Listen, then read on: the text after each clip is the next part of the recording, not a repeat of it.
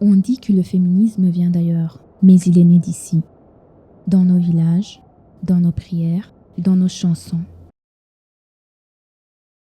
Il est né du courage de nos mères, de la dignité que nous avons refusé de perdre.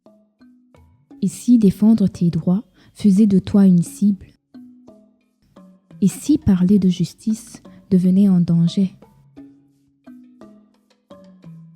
Quand j'ai commencé à m'opposer au mariage précoce, ils ont dit que j'étais contre nos traditions. Mais ma tradition, c'est la dignité. Je change de chemin, je verrouille tout, mais je continue. Nous ne pouvons pas laisser la peur diriger nos vies. Certains pensent que le féminisme est allé trop loin, mais avez-vous oublié tout le chemin parcouru? Au Cameroun, une femme devait autrefois obtenir l'autorisation de son mari pour voyager ou ouvrir une entreprise. Aujourd'hui, elle le peut grâce aux mouvements féministes qui ont poussé pour l'égalité et fait ratifier le protocole de Maputo. En RDC, jusqu'en 2016, un mari pouvait annuler le droit de sa femme à travailler, un héritage colonial, effacé par la réforme du Code de la famille. Au Bénin, aucune loi ne nommait les violences basées sur le genre avant 2021. Aujourd'hui, il y en a une et les droits reproductifs sont protégés jusqu'à 12 semaines.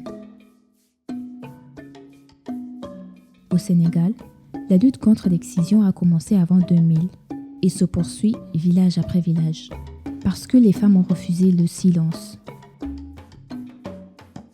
En Côte d'Ivoire, la loi dit désormais que les filles et garçons héritent à part égale. Au Ghana, la loi sur les violences domestiques et le nouveau projet de loi sur l'affirmative promettent une meilleure représentation. Au Tchad, la représentation politique des femmes a augmenté de 10 à 20% grâce aux lois de la parité. Plus de femmes en politique, c'est signe d'ouverture démocratique. Toutefois, la représentation politique ne suffit pas pour une communauté inclusive et égalitaire. Chaque pas en avant rencontre une résistance. Maintenant, la riposte se renforce. Ceux qui n'ont jamais lutté pour le progrès disent que le féminisme menace notre culture. Mais ce qu'ils défendent, ce n'est pas la culture, c'est le contrôle. La culture africaine n'a jamais été la soumission des femmes.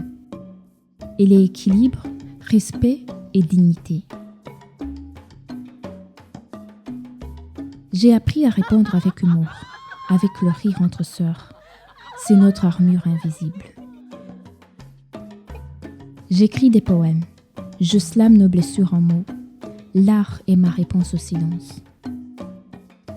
Le backlash antiféministe menace toute la société. Il divise par l'usage politique de la religion. Il étouffe la liberté par la censure. Il banalise la violence et l'impunité. Résultat, le recul de la justice et des droits pour tous et toutes. Nous avons toujours été combattantes, bien avant que le monde ne l'appelle féminisme. Quand quelque chose ne va pas, nous le changeons. La culture se crée et se recrée par celle qui avance. Si tu crois en la dignité, marche avec nous. N'encourage pas le backlash, protège la marche.